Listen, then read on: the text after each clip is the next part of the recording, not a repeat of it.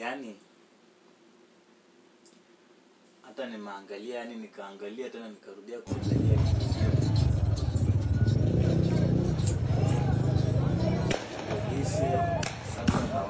Hai, amepiga risasi kwa kichwa. Yani mtu uko kwa kazi yako, kushughuliki na shughuli yenye imeleta maaskari pale.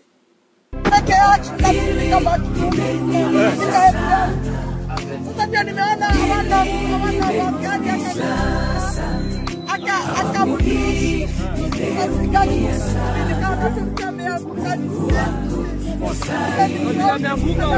kwa national anthem yetu ya Kenya, ile part tumebaki nayo yenye inatuongoza na inatusaidia ni ile part ya kwanza inasemanga Mungu nguvu yetu peke yake.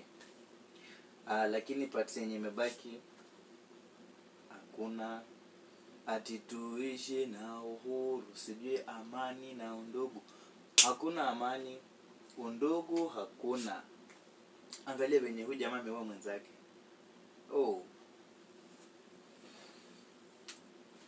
Kenya tuko pabaya.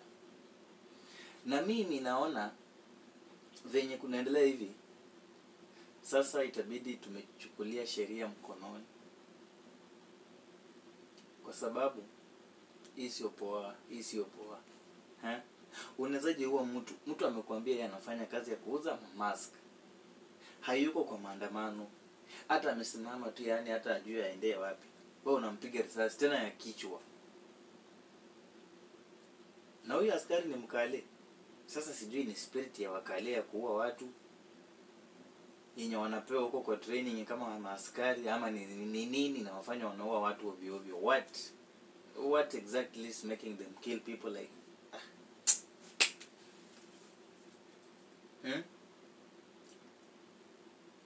jamaa anapiga mwenzake risasi ya kichwa bila huruma.